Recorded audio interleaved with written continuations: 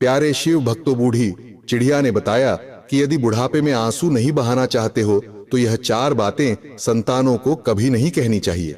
नमस्कार प्रिय दर्शकों, हर हर महादेव, आप सभी का स्वागत है हमारे YouTube चैनल हिंदी स्टोरी में, जहां हम आपके लिए लाते हैं सनातन धर्म की अद्भुत कथाएं और आध्यात्मिक रहस्य जो आपके मन और आत्मा को शांति प्रदान करेंगे।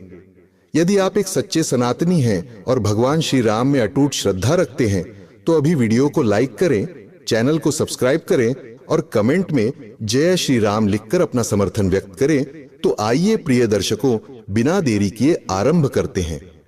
आज की प्रेरणादायक कथा एक वृद्ध और लाचार पिता की है, जिनकी जिंदगी कभी आनंद से भरी हुई थी, लेकिन समय ने ऐसा मोड़ लिया कि उन्हें सड़क पर भिक्षा मांगने को विवश होना पड़ा। जब अपनों ने साथ छोड़ दिया, तब एक नन्ही परी उनकी जिंदगी में उम्मीद की किरण बनकर आई। यह कथा हमें यह शिक्षा देती है कि कठिन समय में कभी भी हौसला नहीं छोड़ना चाहिए और मानवता ही सबसे महान धर्म है। तो आइए इस प्रेरणादायक कहानी की शुरुआत करते हैं। जगदीश जी एक बुजुर्ग व्यक्ति थे जो सड़क किनारे एक नन्हे बालक के जूते चमका रहे थे। उनकी उम्र ढल चुकी थी और उनके वस्त्र उनकी विवशता बयान कर रहे थे। तभी हरिशंकर नाम का एक युवक वहां आया और उन्हें इस हाल में देखकर उनका उपहास करने लगा। उसने व्यंग्य पूर्वक कहा, बूढ़े, तेरी तो यही स्थिति रह गई है। लोगों के जूते चमकाकर पेट भर रहा है। अच्छा है, इसी बहाने 2 निवाले तो मिल जाएंगे। हरिशंकर ने रुपये 1000 का नोट दिखाते हुए कहा, ये ले, मेरे जूते साफ कर दें, बारिश में कीचड़ से गंदे हो गए हैं। जगदीश जी ने असहाय दृष्टि से उसकी ओर देखा। हरिशंकर ने फिर चिल्लाकर कहा, सुनाई नहीं देता क्या, जल्दी कर। जैसे ही उसने दोबारा जूता उनकी ओर बढ़ाया, अचानक एक तेज थप्पड़ की गूंज ने उसे चौंका दिया। उसने देखा कि एक पुलिस अधिकारी वहां खड़ा था। अधिकारी ने क्रोध से कहा, तेरी हिम्मत कैसे हुई इनसे इस तरह बात करने की? हरिशंकर ने घबराते हुए कहा, इंस्पेक्टर साहब, आप गलत समझ रहे हैं, यह तो एक भिखारी है। अधिकारी ने दोबारा थप्पड़ मारते हुए कहा, जुबान संभाल कर बात कर, वरना जेल की हवा खानी पड़ेगी। इतने में अंदर से एक चिकित्सक बाहर आए और बोले, सर जल्दी चलिए, बैठक शुरू हो चुकी है, सभी आपका इंतजार कर रहे हैं। यह सुनकर हरिशंकर स्तब्ध रह गया। वह सोचने लगा कि यह बैठक कौन सी है और यह वृद्ध व्यक्ति कौन है। उधर जगदीश जी पुलिस अधिकारी के साथ भीतर चले गए। बैठक समाप्त होने के बाद जगदीश जी का मन अतीत की ओर चला गया। बारिश हो रही थी और उन्हें वह दिन याद आ गया जब उनकी जिंदगी ने दुखद मोड़ लिया था। लगातार बरसता पानी गिर रहा था और वे एक टीन की छत के नीचे खड़े थे जो जगह जगह से टपक रही थी। उनकी आंखों की रोशनी चली गई थी। उनके पास एक पुराना झोला और एक लकड़ी की छड़ी थी जिस पर सहारा लेकर वे खड़े थे। ठंड से कांपते हुए वे बारिश के रुकने का इंतजार कर रहे थे। उसी समय एक बच्चा साइकिल पर वहां से गुजर रहा था। उसने जगदीश जी को कांपते हुए देखा तो अपनी साइकिल रोककर उनके पास आया और बोला, बाबा जी, आप यहां क्यों खड़े हैं? क्या आपको घर जाना है? जगदीश जी उसकी मासूमियत से प्रभावित हुए। इतने समय से वे सड़क पर थे मगर किसी ने उनकी सुध नहीं ली थी। बच्चे की बात सुनकर उनका दिल भर आया। उन्होंने धीमे स्वर में कहा, बेटा, मेरा तो कोई घर नहीं है। बच्चा मासूमियत से बोला, अरे बाबा जी, आपके कपड़े भीग गए हैं, चलिए मेरे घर, मम्मा आपके कपड़े सुखा देंगी। जगदीश जी उसकी सरलता देखकर भावुक हो गए। उन्होंने कहा, बेटा, मैं नेत्रहीन हूं और मेरा कोई ठिकाना नहीं है, मैं तो यहीं सोता हूं, लेकिन आज बारिश ने यह आश्रय भी छीन लिया। बच्चा हंसते हुए बोला, कोई बात नहीं बाबा जी, आप मेरे घर चलिए, वहां आराम से रहिए। शिवांश की इस जिद के आगे जगदीश जी असहाय हो गए और उसके साथ चल दिए। शिवांश का घर पास ही था। जैसे ही वे घर पहुंचे, शिवांश भीतर भागा और अपनी मां को पुकारा। अंदर से उसकी मां नारायणी की कड़क आवाज आई, शिवांश, कहां चला गया था? मैं कब से तुझे खोज रही हूं।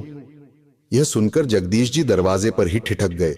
उन्होंने अपने मैले कुचैले वस्त्रों की ओर नजर दौड़ाई और सोचा, मैं इस दशा में इनके घर जाऊंगा तो यह लोग क्या सोचेंगे? कोई फटे हाल भिखारी इनके घर में प्रवेश कर रहा है। यह बच्चा तो मासूम है, मगर मैं अपनी बेइज्जती और नहीं सह सकता।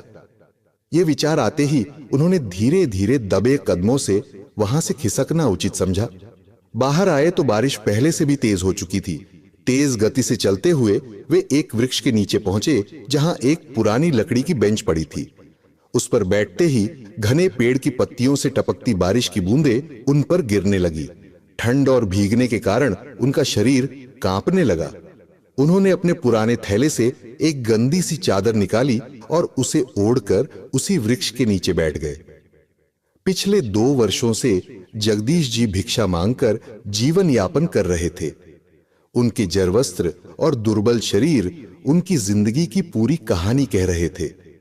कुछ देर बाद वर्षा थम गई, मगर उनकी स्थिति और खराब हो चुकी थी। संध्या होने को थी। चारों ओर धीरे धीरे अंधकार छा रहा था और जल भराव के कारण सोने की कोई जगह नहीं बची थी। थकावट और सर्दी से बेहाल होकर उन्होंने एक दुकान के समीप जाकर कोने में अपनी गीली चादर बिछा ली। अपना थैला तकिए की तरह सिर के नीचे रखकर वे लेट गए।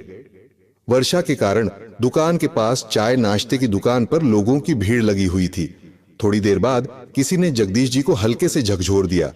वे घबराकर उठ बैठे और पूछा, कौन है? तभी एक जानी पहचानी आवाज आई, बाबा जी, मैं शिवांश हूं। जगदीश जी ने आवाज पहचानते हुए धीरे से कहा, शिवांश बेटा। उनके चेहरे पर हल्की सी मुस्कान आ गई। तभी पास खड़ी एक महिला जो शिवांश की मां नारायणी थी बोली, हाँ अंकल जी, यही शिवांश है। कब से कह रहा था कि आपको ढूंढ कर लाएगा। देखिए, इसने आपको ढूंढ ही लिया। इतने समय बाद किसी ने जगदीश जी को इतने अपनत्व से पुकारा था कि उनका हृदय भर आया। आंखों में आंसू लिए वे रूंधे गले से बोले, बेटा, मैं देख तो नहीं सकता, मगर महसूस कर सकता हूं कि यह बच्चा नहीं बल्कि भगवान है। नारायणी हंसते हुए बोली, अंकल जी, यह भगवान नहीं, बड़ा नटखट है। इस पर जगदीश जी मुस्कुराकर बोले, भगवान भी तो शरारती और मासूम दोनों होते हैं। नारायणी ने कहा, अंकल जी, मैं आपके लिए चाय और कुछ खाने पीने की व्यवस्था करती हूं। आपका यह भगवान तभी खुश होगा। यह कहकर वह दुकान से चाय और नाश्ते का सामान लेकर आई। पहले तो जगदीश जी ने लेने से इनकार कर दिया, मगर शिवांश बोला, बाबा जी, आप तो मेरे दोस्त हो, दोस्ती में मना नहीं करते, ले लीजिए। शिवांश की सादगी के आगे जगदीश जी हार गए और उन्होंने चाय नाश्ता स्वीकार कर लिया। नारायणी ने पूछा, अंकल जी, क्या आप हर रात यहीं सोते हैं? कुछ देर चुप रहकर जगदीश जी ने धीरे से उत्तर दिया, हाँ बेटा, यही सोता हूं। मेरी किस्मत ही कुछ ऐसी है। कभी सोचा नहीं था कि जिंदगी इस मोड़ पर आ जाएगी। कभी अपना घर और परिवार था, लेकिन आज यही गली मेरा बसेरा बन चुकी है। यह सुनकर नारायणी की आंखें भर आई। वह तुरंत घर गई और एक कंबल, गद्दा और कुछ पुराने वस्त्र लेकर लौटी। उन्होंने वह सब देते हुए कहा, अंकल जी, यह कपड़े पहन लीजिए और कंबल ओढ़कर आराम कीजिए, वरना ठंड लग जाएगी और आप बीमार हो जाएंगे। जगदीश जी इस आत्मीयता से अत्यधिक भावुक हो गए। उन्होंने बार बार ईश्वर का धन्यवाद किया और नारायणी के प्रति कृतज्ञता व्यक्त की। उनकी आंखों में आशा की एक नई किरण जगी कि शायद इस संसार में अभी भी भले लोग शेष हैं। रात धीरे धीरे गहराती जा रही थी। बारिश थम चुकी थी, लेकिन ठंड और बढ़ गई थी। जब नारायणी ने देखा कि जगदीश जी सिहर रहे हैं, तो चिंता में बोली, अंकल जी, आपको तो तेज बुखार हो रहा है। मेरे पति डॉक्टर हैं, मैं उनसे दवा मंगवा लाती हूं। शिवश उत्साह से बोला, बाबा, मेरे पापा डॉक्टर हैं, वह सबको ठीक कर देते हैं। नारायणी ने मुस्कुराकर कहा, अच्छा अंकल जी, मैं अभी आपको दवा देती हूं। सुबह मैं अपने पति से आपका इलाज करवा दूंगी। नारायणी ने दवा दी और शिवश के साथ घर लौट गई। जगदीश जी उनकी आत्मीयता से गहराई तक प्रभावित हुए और मन ही मन ईश्वर का धन्यवाद किया। कुछ समय बाद उन्होंने गद्दा बिछाया, नारायणी द्वारा दिए गए वस्त्र धारण किए और कंबल ओढ़कर शांति से सो गए। बुखार की जलन में उन्हें थोड़ी राहत मिली।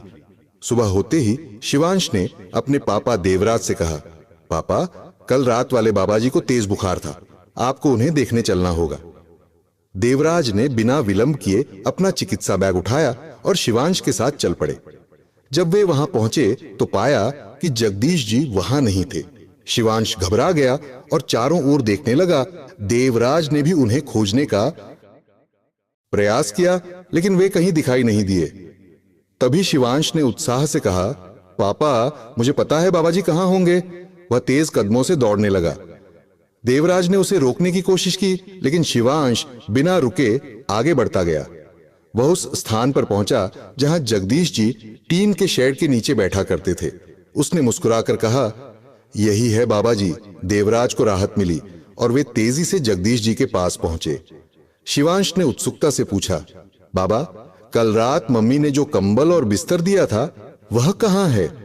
जगदीश जी ने उदास होकर कहा, बेटा, रात में कुछ लोग आए और मुझे वहां से चले जाने को कहा। उन्होंने मेरा गद्दा, कंबल और वस्त्र छीन लिए। मैं कुछ भी नहीं कर सका। यह सुनकर शिवांश की आंखों में चिंता भर आई। देवराज ने कोमल स्वर में कहा, अंकल जी, आप मेरे साथ घर चलिए, आपको इलाज की आवश्यकता है। जगदीश जी ने पहले इनकार करते हुए कहा, बेटा, मेरे अपने ही मुझे छोड़कर चले गए। अब मैं किसी की कृपा नहीं ले सकता। तुमने मेरे लिए इतना किया, इसके लिए आभार व्यक्त करता हूं। अब तुम मुझे यहीं छोड़ दो। देवराज ने विनम्रता से कहा, अंकल जी, इसने आपको बाबा कहा है तो आप मेरे पिता समान हैं। अपने बेटे के घर जाने से इनकार क्यों कर रहे हैं? पहले आप स्वस्थ हो जाइए, फिर मैं आपको जाने से नहीं रोकूंगा। फिलहाल कृपया हमारे साथ चलिए। जगदीश जी शिवांश की सरलता और देवराज के स्नेहपूर्ण शब्दों के आगे झुक गए और उनके साथ घर चल पड़े। वहां पहुंचने पर नारायणी ने उन्हें आराम से बैठाया और उनके खान पान की समुचित व्यवस्था की। देवराज ने जगदीश जी की जांच की और उन्हें आवश्यक दवाइयां दी। कुछ ही दिनों में उनकी सेहत में सुधार होने लगा। नारायणी और देवराज ने उनकी देखभाल में कोई कमी नहीं छोड़ी। शिवश तो हर समय उनके साथ ही रहता था। धीरे धीरे जगदीश जी पूरी तरह स्वस्थ हो गए। उचित पोषण और आराम से उनके चेहरे की रौनक लौट आई थी। एक दिन जगदीश जी ने नारायणी और देवराज को कृतज्ञता से धन्यवाद देते हुए कहा, बेटा, तुम लोगों ने मेरे लिए जो किया वह मैं जीवन भर नहीं भूल सकता। ईश्वर ने मुझे आप जैसे देवदूत भेजकर जीवन दान दिया है। नारायणी मुस्कुराकर बोली, अंकल जी, इसमें आभार की क्या आवश्यकता है? यह तो हमारा कर्तव्य है। शिवांश ने आपको बाबा कहा है तो आप हमारे परिवार के सदस्य हैं। जगदीश जी की आंखों में खुशी के आंसू छलक आए। उन्होंने मन ही मन विचार किया कि जिन अपनों ने मुझे त्याग दिया वे आज मुझसे कितने दूर हैं और यह अनजान लोग मेरे सगे बन गए। एक दिन नारायणी ने संकोच से पूछा, अंकल जी, क्या मैं कुछ पूछ सकती हूं? जगदीश जी ने हल्की मुस्कान के साथ कहा, पूछो बेटा, थोड़ी झिझक के बाद। नारायणी बोली, अंकल जी, आपके भी तो संतान होगी, क्या वे आपके साथ नहीं रहते? यह सुनकर जगदीश जी गहरी खामोशी में डूब गए। उनकी आंखों में पुरानी स्मृतियां तैरने लगी और चेहरे पर दर्द स्पष्ट झलकने लगा। उन्होंने धीरे से अपने आंसू पोंछते हुए कहा, बेटा, परिवार तो था, लेकिन अब पता नहीं वे कहां हैं। सब मुझे छोड़कर चले गए। मैंने उन्हें बहुत खोजा, लेकिन कुछ पता नहीं चला। नारायणी ने सहानुभूति भरे स्वर में पूछा, अंकल जी, ऐसा क्या हुआ कि आप बेघर हो गए?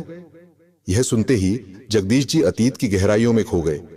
वह उन दिनों को याद करने लगे जब उनका जीवन सुखमय और समृद्ध था। लगभग 1.5 वर्ष पूर्व तक उनका जीवन अत्यंत खुशहाल था। उनके परिवार में उनकी धर्मपत्नी, 2 पुत्र और उनकी पत्नियां थी। जगदीश जी और उनकी पत्नी चंद्रिका ने अपना शेष जीवन तीर्थ यात्राओं में बिताने का निर्णय किया था। दोनों ने देश के कई तीर्थ स्थलों की यात्रा की थी। उनके बेटों और बहुओं को किसी चीज की कोई कमी नहीं थी। एक दिन जब जगदीश जी और चंद्रिका एक तीर्थ यात्रा पर थे तो सड़क पार करते समय एक भीषण दुर्घटना हो गई। एक तेज गति वाली कार ने दोनों को टक्कर मार दी। इस दुर्घटना में दोनों गंभीर रूप से घायल हो गए। जगदीश जी को सिर और आंखों में गहरी चोट आई, जबकि चंद्रिका की स्थिति अत्यंत नाजुक हो गई। बेटों ने उन्हें तुरंत अस्पताल में भर्ती कराया। चिकित्सकों ने पूरी कोशिश की, लेकिन चंद्रिका को बचाया नहीं जा सका। जगदीश जी की आंखों पर पट्टियां बंधी थीं, इसलिए वे अपनी पत्नी को अंतिम बार देख भी नहीं सके। चंद्रिका की मृत्यु से वे पूरी तरह टूट चुके थे। कुछ दिनों बाद डॉक्टरों ने उन्हें एक और दुखद समाचार दिया कि उनकी आंखों की चोट इतनी गंभीर है कि वे अब कभी देख नहीं पाएंगे। इस समाचार ने उनके जीवन में घना अंधकार फैला दिया। जब वे अस्पताल से घर लौटे तो माहौल पहले जैसा नहीं था। उनकी बहुओं ने उनकी देखभाल करने से कतराना शुरू कर दिया। बेटों को कार्यालय जाने की जल्दी होती थी और दिन भर घर में केवल बहुएं ही होती थी, मगर दोनों बहुएं जगदीश जी की देखभाल की जिम्मेदारी एक दूसरे पर डालती रहती थी। कई बार जगदीश जी घंटों भूखे बैठे रहते और संध्या तक भोजन नसीब नहीं होता था। वह खुद से काम करने का प्रयास करते, लेकिन दृष्टिहीनता के कारण बार बार ठोकर खा जाते। कभी पानी बिस्तर पर गिरा देते तो कभी वस्त्र उल्टे पहन लेते। बहुएं इस पर उपहास उड़ाती और उनकी सहायता के लिए आने की जहमत तक नहीं उठाती थी। जगदीश जी अपने कमरे की सही स्थिति का भी अनुमान नहीं लगा पाते थे। हर छोटे बड़े कार्य के लिए उन्हें बहुओं पर निर्भर रहना पड़ता था। एक दिन बड़ी बहू अन्नपूर्णा ने अपने पति केशव से कहा, केशव तुम्हारे दृष्टिहीन पिता को कब तक संभालेंगे? छोटी बहू कुछ भी नहीं करती, तुम्हारे पापा हर छोटी बात के लिए आवाज लगाते रहते हैं। मैं सारा दिन काम करते करते थक जाती हूं, अब मुझसे और नहीं होगा, कुछ निर्णय लो। केशव ने गहरी सांस लेते हुए कहा, अब मैं क्या करूं? उन्हें तीर्थ यात्रा पर जाने की क्या आवश्यकता थी? अब कौन देखभाल करे? उधर छोटी बहू तुलसी भी अपने पति सूर्य नारायण से शिकायत कर रही थी। सूर्य नारायण, अपने पापा को कहीं छोड़ आओ या उनके लिए किसी सेवक का प्रबंध कर दो। मैं अब और नहीं कर सकती दीदी, सारा काम मुझ पर छोड़ देती हैं और मैं अकेले सब करते करते थक गई हूं। तुम्हारे पापा भी बहुत नखरे करते हैं, सूर्य नारायण ने समस्या बताते हुए कहा। तुलसी, अगर सेवक रखेंगे तो उसका खर्चा हमें ही वहन करना पड़ेगा। बड़े भैया तो कुछ नहीं देंगे, पूरा बोझ हम पर ही आ जाएगा। सेवक रखना व्यर्थ होगा। हाँ, यदि उन्हें कहीं छोड़ दें तो सही रहेगा, तुलसी ने सुझाव दिया। तो चलो भैया भाभी से बात करते हैं। सूर्यनारायण और तुलसी जाकर केशव और अन्नपूर्णा से मिले। तुलसी ने कहा, भैया पापा की देखभाल अब कठिन हो रही है, मैं अकेले सब कुछ नहीं संभाल सकती, आप लोग भी कुछ निर्णय लें। केशव ने कहा, हम तो पहले ही परेशान हैं, सेवक रखना उचित रहेगा, मगर खर्चा कौन उठाएगा? अन्नपूर्णा ने बीच में बात काटते हुए कहा, हम तो पैसा नहीं देंगे, हमारे पास इतना धन नहीं है। तुलसी ने भी सहमति जताते हुए कहा, हमारे पास भी कोई पैसों का पेड़ नहीं लगा है। काफी देर विचार विमर्श के बाद निर्णय हुआ कि सेवक का खर्चा दोनों परिवार साझा करेंगे। कुछ दिनों बाद उन्होंने एक सेवक को रख लिया, लेकिन जगदीश जी की कठिनाइयां समाप्त नहीं हुई। सेवक भी उनकी देखभाल में लापरवाही करने लगा। बहुएं अन्नपूर्णा और तुलसी उन्हें ताने मारने से बाज नहीं आती थी। सुबह सुबह उनकी आवाज कानों में गूंजती थी, यह बूढ़ा बैठा है, हमारी जिंदगी पर बोझ बना हुआ है, इसे शर्म भी नहीं आती। ये कटु शब्द सुनकर जगदीश जी अंदर तक आहत हो जाते थे, लेकिन वह कुछ कर नहीं सकते थे। अब वह पूरी तरह से असहाय हो चुके थे। जब सेवक आया तो बहुओं ने उसका जीवन भी कठिन बना दिया। जगदीश जी की देखभाल के साथ साथ उससे अन्य घरेलू कार्य भी करवाए जाते थे। अगर वह एक का काम पहले करता तो दूसरी बहू नाराज होकर कहती, हम भी पैसा देते हैं, पहले हमारा काम करो। इस खींचतान से सेवक परेशान हो गया। कुछ दिनों बाद तंग आकर उसने नौकरी छोड़ दी।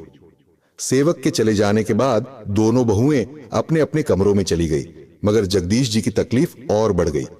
अब वे भूखे प्यासे पड़े रहते, लेकिन किसी को उनकी स्थिति पर दया नहीं आती थी। जब भूख असहनीय हो गई तो उन्होंने स्वयं भोजन तलाशने की कोशिश की, मगर दृष्टिहीनता के कारण रसोई में चीजों का अंदाजा लगाना कठिन था। उन्होंने जैसे ही कुछ उठाने का प्रयास किया, गलती से कांच के बर्तन गिरकर टूट गए। बर्तनों के गिरने की आवाज सुनकर अन्नपूर्णा और तुलसी दौड़ती हुई आई।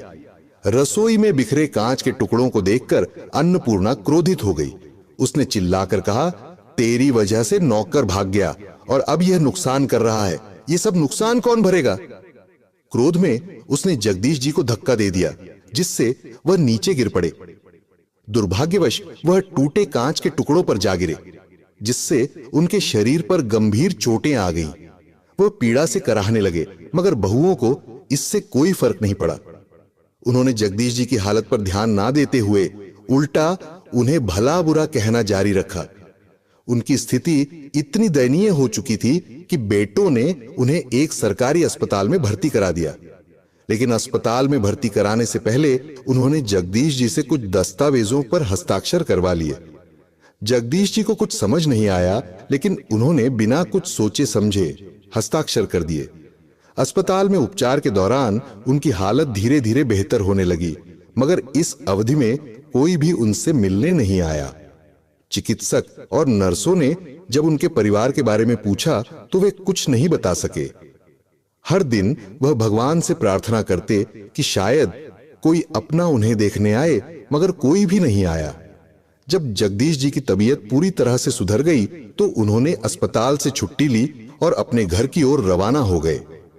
जब वे अपने पुराने पते पर पहुंचे तो वहां का नजारा देखकर उनकी दुनिया उजड़ गई। घर सूना पड़ा था और दरवाजे पर ताला लगा हुआ था।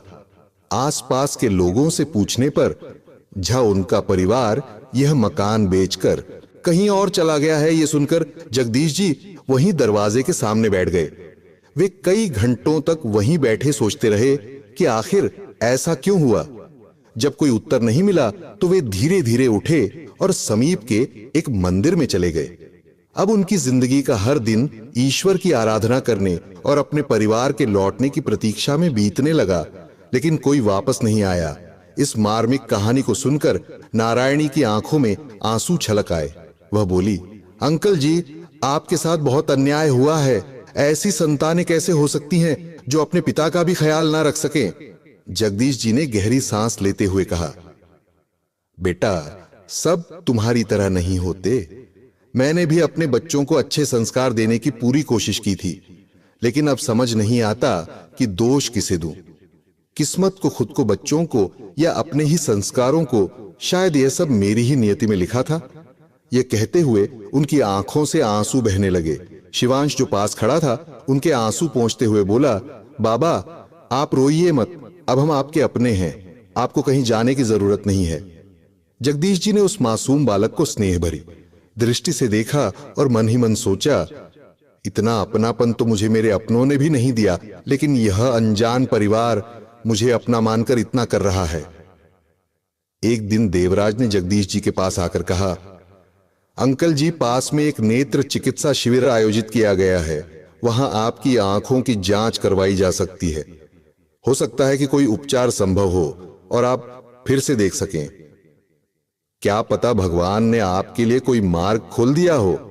जगदीश जी ने उदास स्वर में कहा, नहीं बेटा, डॉक्टर पहले ही मना कर चुके हैं। अब तुम भी यह छोड़ दो। तुम लोगों ने मेरे लिए इतना किया है, यही मेरे लिए बहुत है। इस इलाज में बेकार धन खर्च होगा और शायद कोई लाभ भी ना हो। देवराज ने मुस्कुराते हुए कहा, अरे नहीं अंकल जी, इसमें ज्यादा खर्चा नहीं होगा।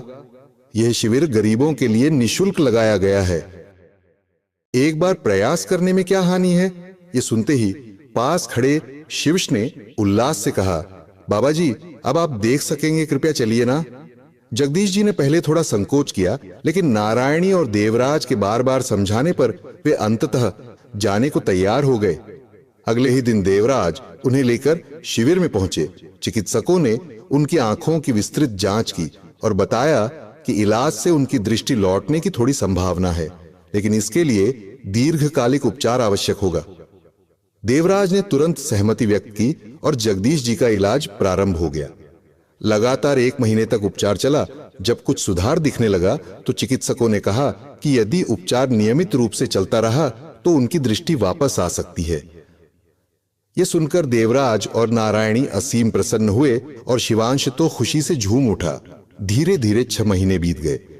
आखिर वह दिन आ पहुंचा जब जगदीश जी की आंखों पर बंधी पट्टी हटाई जानी थी। जगदीश जी ने डॉक्टर से कहा, सबसे पहले मैं शिवांश को देखना चाहता हूं, वह मेरे लिए भगवान के समान है। डॉक्टर ने धीरे धीरे पट्टी हटाई। जगदीश जी ने धीरे धीरे आंखें खोली। शुरुआत में कुछ धुंधला दिखा, लेकिन कुछ देर बाद शिवांश का चेहरा स्पष्ट नजर आने लगा। शिवांश उत्साह से बोला, बाबा, क्या आप देख पा रहे हैं। जगदीश जी की आंखें भावनाओं से छलछला उठी। उन्होंने शिवांश को अपने पास बुलाकर गले से लगा लिया और भावुक होकर बोले, मेरे प्यारे नन्हे फरिश्ते, यह सब तेरी बदौलत हुआ है। अगर तू ना होता तो मैं इस दिन को कभी नहीं देख पाता। देवराज और नारायणी भी यह देखकर अत्यंत भावुक हो गए। कुछ दिनों बाद जब जगदीश जी पूरी तरह स्वस्थ हो गए तो उन्होंने देवराज और नारायणी से कहा, बेटा, अब मेरी आंखें ठीक हो चुकी हैं। मैं चाहता हूं कि एक बार मुझे मेरे पुराने घर ले चलो। मैं देखना चाहता हूं कि वहां अब कौन रहता है। देवराज और नारायणी तुरंत सहमत हो गए और उन्हें उनके पुराने घर लेकर गए। वहां पहुंचकर उन्होंने देखा कि घर में अब नए लोग रह रहे थे। जगदीश जी ने कुछ नहीं कहा और चुपचाप वापस लौट आए। वे समझ गए कि अब इस घर से उनका कोई संबंध शेष नहीं रहा। वापसी के बाद जगदीश जी के दिन खुशियों से भर गए। वे रोज शिवांश के साथ खेलते, बातें करते और हंसी खुशी समय व्यतीत करते। एक दिन जगदीश जी ने देवराज और नारायणी से कहा, बेटा, आज रात थोड़ा समय निकालकर मेरे पास आना। मुझे तुमसे एक महत्वपूर्ण बात करनी है। रात को जब देवराज और नारायणी जगदीश जी के कमरे में पहुंचे तो उन्होंने अपना पुराना थैला निकाला और उसमें से एक तस्वीर बाहर निकाली। वह तस्वीर उनकी दिवंगत पत्नी चंद्रिका जी की थी। उन्होंने तस्वीर को हाथ में लेते हुए भावुक स्वर में कहा, तुम दोनों की वजह से मैं दोबारा जीने लायक बना हूं, नहीं तो मैं एक भिखारी की तरह दर दर की ठोकरें खाने को मजबूर हो जाता। आज मैं अपनी पत्नी की तस्वीर इन्हीं आंखों से देखकर उसे याद कर पा रहा हूं। यह सब तुम्हारी वजह से संभव हुआ है। देवराज और नारायणी ने यह सुनकर मुस्कुराते हुए कहा, अंकल जी, इसमें हमारा कोई योगदान नहीं है। जो होना था वह ईश्वर की मर्जी से हुआ है। हम तो बस उनके हाथ की कठपुतलियां हैं। यह सुनकर जगदीश जी भी मुस्कुरा दिए। इसके बाद उन्होंने तस्वीर को पीछे से खोलना शुरू किया, जिसे देखकर देवराज और नारायणी चौंक गए। देवराज ने जिज्ञासा से पूछा, अंकल जी, आप ये क्या कर रहे हैं? जगदीश जी ने तस्वीर के पीछे से कुछ दस्तावेज निकाले और बोले, बेटा, यह उस जमीन के कागजात हैं जिसके बारे में मेरे बच्चों को भी कोई जानकारी नहीं है।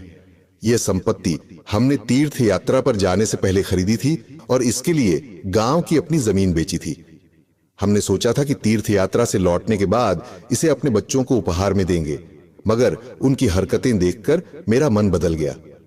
अब मैं चाहता हूं कि यह जमीन तुम दोनों को सौंप दूं। तुमने मुझे सड़क से उठाकर अपने घर में शरण दी। यह उसकी कीमत नहीं, बल्कि मेरे स्नेह के प्रतीक के रूप में इसे स्वीकार कर लो। देवराज और नारायणी यह सुनकर अवाक रह गए। देवराज ने विनम्रता से कहा, नहीं अंकल जी, हम इसे स्वीकार नहीं कर सकते। हमने आपके लिए जो कुछ किया उसमें किसी प्रकार का कोई स्वार्थ नहीं था। यह तो हमारी नैतिक जिम्मेदारी थी। जगदीश जी ने निराश स्वर में कहा, बेटा, यह जमीन अब मेरे किसी काम की नहीं है। इसे मैं तुम्हारे नाम करना चाहता हूं। इसे प्रेम पूर्वक स्वीकार कर लो। कुछ देर सोचने के बाद देवराज ने कहा, ठीक है अंकल जी, हम इसे एक शर्त पर लेंगे। यदि आप चाहे तो इस जमीन पर एक अस्पताल बनवा सकते हैं, जिससे यह भूमि जरूरतमंदों के काम आ सकेगी। यह सुनकर जगदीश जी का चेहरा प्रसन्नता से खिल उठा। उन्होंने कहा, हां बेटा, यह बहुत अच्छी सोच है। अगर इससे लोगों का भला हो सके तो मुझे बेहद खुशी होगी। फिर उन्होंने चिंता जताते हुए कहा, लेकिन बेटा, अस्पताल बनाने के लिए बहुत धन की आवश्यकता होती है। हमारे पास इतनी बड़ी रकम कहां से आएगी? देवराज ने विचार करते हुए कहा, अंकल जी, ऐसा करते हैं कि इस भूमि का एक हिस्सा बेच देते हैं। जो धन मिलेगा उसे शेयर बाजार में निवेश करेंगे। इससे पूंजी बढ़ सकती है और शेष रकम से अस्पताल का निर्माण कराना आसान हो जाएगा। जगदीश जी ने इस योजना को सहर्ष स्वीकार कर लिया। अगले ही दिन देवराज ने भूमि का मापन करवाया। संपत्ति इतनी विशाल थी कि कुछ हिस्सा बेचने के बाद भी अस्पताल का निर्माण संभव था। जल्दी ही भूमि का एक भाग अच्छे दामों में बिक गया, जिससे बड़ी धनराशि प्राप्त हुई। जगदीश जी को यकीन नहीं हो रहा था कि जो संपत्ति उन्होंने मामूली कीमत में खरीदी थी, वह अब सोने जैसी कीमत दे रही थी। देवराज ने अपने एक मित्र की सलाह से वह पैसा शेयर बाजार में निवेश कर दिया। 6 महीने बाद बाजार में अच्छा लाभ हुआ और धनराशि कई गुना बढ़ गई। 1 वर्ष के भीतर इतनी पूंजी एकत्र हो गई कि अस्पताल निर्माण का कार्य प्रारंभ किया जा सका। निर्माण कार्य तेजी से आगे बढ़ा। जब बीच बीच में और धन की आवश्यकता पड़ी तो जगदीश जी ने अपनी एक पुरानी हीरे की अंगूठी और सोने की चैन निकालकर देवराज को सौंप दी। उन्होंने कहा, बेटा, अब इन चीजों का मेरे लिए कोई महत्व नहीं है। अगर यह सही उद्देश्य के लिए काम आ जाए तो मुझे बेहद खुशी होगी। देवराज ने वे आभूषण बेचकर शेष धन का प्रबंध किया। 2 वर्षों के अथक प्रयासों के बाद अस्पताल बनकर तैयार हो गया। उद्घाटन समारोह में जगदीश जी को मुख्य अतिथि बनाया गया। उन्होंने फीता काटते हुए भावुक होकर कहा, यह सिर्फ एक इमारत नहीं बल्कि मेरे जीवन का नया अध्याय है। तुम सभी ने जो अपनापन मुझे दिया उसका यह सबसे सुंदर परिणाम है। अस्पताल की समस्त जिम्मेदारी देवराज ने अपने कंधों पर ले ली। जगदीश जी प्रतिदिन अपनी गाड़ी में बैठकर अस्पताल का दौरा करते, मरीजों से मिलते और सुखद जीवन व्यतीत करने लगे। उनके जीवन से अब निराशा का अंधकार मिट चुका था। एक रात जब देवराज, जो एक ऑर्थोपेडिक सर्जन थे, अपने घर पर थे, तभी उनके फोन की घंटी बजी। दूसरी ओर से घबराई हुई आवाज आई, डॉक्टर साहब, मेरे बच्चे का भयंकर दुर्घटना हो गया है। उसकी हालत नाजुक है। किसी ने आपका नंबर दिया है, कृपया उसे बचा लीजिए। यह सुनते ही देवराज ने उन्हें तुरंत जगदीश अस्पताल आने की सलाह दी और स्वयं भी जल्दी वहां के लिए निकल पड़े। अस्पताल पहुंचने पर देवराज ने देखा कि एक 7 वर्षीय मासूम बच्चा गंभीर अवस्था में लाया गया था। उसके शरीर पर कई स्थानों पर चोटें थीं और खून निरंतर बह रहा था। देवराज ने तुरंत उपचार आरंभ किया। बच्चे की चोटों पर पट्टियां बांधी गई और रक्तस्राव को रोका गया, लेकिन उसकी हालत अब भी नाजुक बनी हुई थी क्योंकि वह होश में नहीं आया था। रात को घर लौटने के बाद देवराज ने नारायणी से कहा, आज एक छोटे बच्चे का मामला आया है जो एक दुर्घटना में बुरी तरह घायल हो गया है। उसके पैर की हड्डी इतनी बुरी तरह कुचल गई है कि संभवतः हमें उसका पैर काटना पड़े। अभी कुछ भी सुनिश्चित नहीं कह सकते, कल तक स्थिति स्पष्ट होगी। देवराज ने गहरी सांस लेते हुए आगे कहा, वह बच्चा बिल्कुल हमारे शिवांश जैसा मासूम और प्यारा है। उसकी स्थिति देखकर दिल भर आता है। इतनी छोटी उम्र में उसे इतना कष्ट सहना पड़ रहा है। उसने किसी का क्या बिगाड़ा होगा? नारायणी ने भी यह सुनकर दुख प्रकट किया। दोनों देर रात तक उस बच्चे की चिंता में डूबे रहे और अंततः थककर सो गए। सुबह होते ही देवराज ने जगदीश जी से कहा, अंकल जी, आज आपकी आंखों का नियमित परीक्षण होना है। वैसे भी अस्पताल में कुछ महत्वपूर्ण लोग आ रहे हैं जो आपसे मुलाकात करना चाहते हैं और अस्पताल के बारे में जानकारी लेना चाहते हैं। जगदीश जी यह सुनकर सहर्ष तैयार हो गए और देवराज के साथ अस्पताल चले गए। वे इस बात से प्रसन्न थे कि अब वे अपनी आंखों से उस अस्पताल को देख सकते हैं जो कभी उनका सपना हुआ करता था। जब वे अधिकारियों के साथ बैठक समाप्त करके बाहर निकले तो देखा कि देवराज किसी कमरे की ओर तेजी से बढ़ रहे हैं। जगदीश जी भी उत्सुकतावश उनके पीछे हो लिए। कमरे में पहुंचकर उन्होंने देखा कि बिस्तर पर एक नन्हा बालक निश्चल पड़ा था। उसका शरीर तो जीवित था, लेकिन उसमें कोई हलचल नहीं थी। बच्चे के पास खड़ी एक महिला और पुरुष घबराए हुए स्वर में डॉक्टर से अपने बच्चे को बचाने की विनती कर रहे थे। जैसे ही जगदीश जी की नजर उन पर पड़ी, वे अचंभित रह गए। वे कोई और नहीं बल्कि उनके बड़े बेटे केशव और बहू अन्नपूर्णा थे। जैसे ही उनकी दृष्टि अपने पोते पर पड़ी, उनका हृदय भर आया। वर्षों बाद अपने बेटे और पोते को इस अवस्था में देखकर वे अंदर से टूट गए। दूसरी ओर केशव भी अपने पिता को वहां देखकर हैरान रह गया। वह सोचने लगा कि जगदीश जी की आंखें कैसे ठीक हो गई और वे इतने बड़े अस्पताल में क्या कर रहे हैं। केशव ने घबराए स्वर में कहा, डॉक्टर साहब, कृपया मेरे बेटे को बचा लीजिए। समझ में नहीं आ रहा कि इसके साथ क्या हो रहा है। देवराज ने गंभीरता से बच्चे की जांच की और धीरे से कहा, संक्रमण काफी फैल चुका है। अब हमें इस बच्चे का पैर काटना पड़ेगा, अन्यथा उसकी जान को खतरा हो सकता है। यह सुनकर अन्नपूर्णा की आंखों से आंसू थमने का नाम नहीं ले रहे थे। जब डॉक्टरों ने तमाम कोशिशों के बावजूद बच्चे का पैर काटने का निर्णय लिया तो वह बुरी तरह टूट गई। इस बीच जगदीश जी चुपचाप यह सब देख रहे थे। उनकी आंखों में अतीत की कड़वी यादें ताजा हो गईं। यही वही अन्नपूर्णा थी जिसने कभी उनके साथ दुर्व्यवहार किया था और आज वह उनके पैरों में गिड़गिड़ा रही थी। जब अन्नपूर्णा की नजर जगदीश जी पर पड़ी तो वह गुस्से से तिलमिला उठी और बोली, यह बूढ़ा यहां क्या कर रहा है? इसकी नजर हमारे बच्चे को लग गई। इसे यहां से बाहर निकालो। देवराज ने गहरी सांस लेते हुए कहा, मैडम, जरा अदब से बात कीजिए। यह व्यक्ति इस अस्पताल के संस्थापक हैं। क्या आपने अस्पताल के बाहर लगे बोर्ड पर नहीं पढ़ा, जगदीश हॉस्पिटल?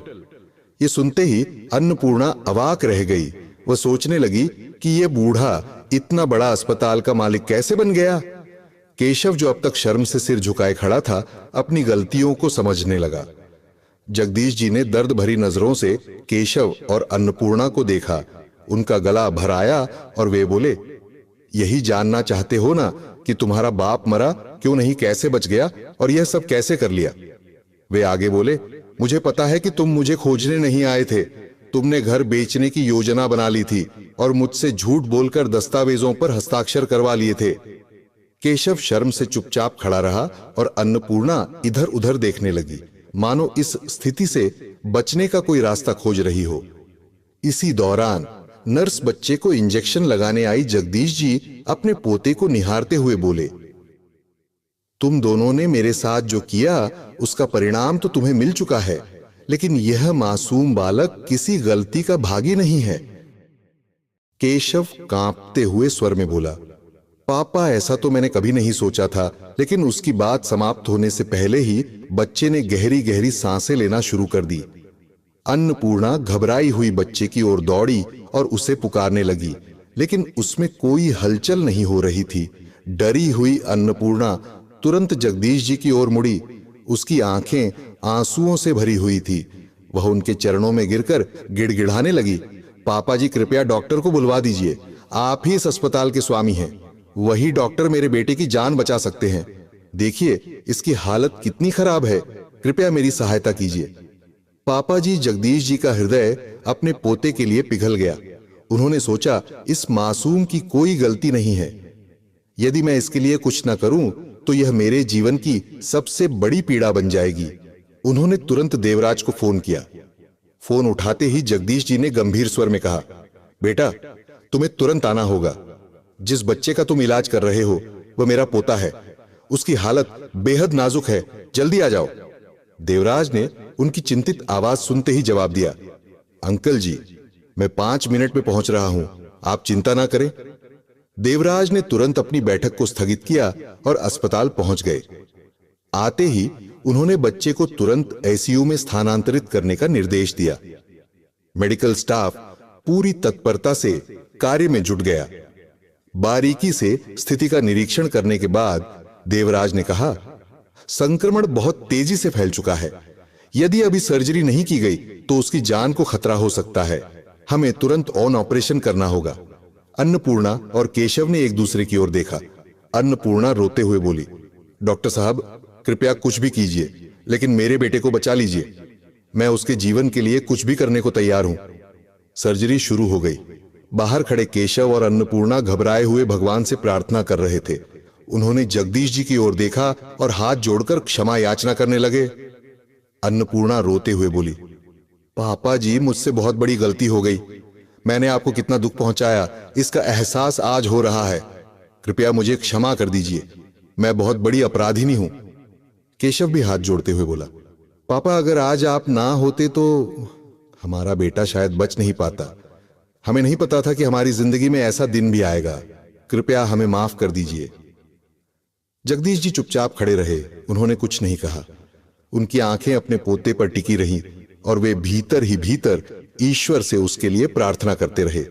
कुछ देर बाद डॉक्टर देवराज ऑपरेशन थिएटर से बाहर आए और मुस्कुराते हुए बोले, आपका बेटा अब खतरे से बाहर है। हालांकि हमें उसका एक पैर हटाना पड़ा, लेकिन हमने उसकी जान बचा ली है। यह सुनते ही अन्नपूर्णा और केशव की आंखों में राहत के आंसू छलक पड़े।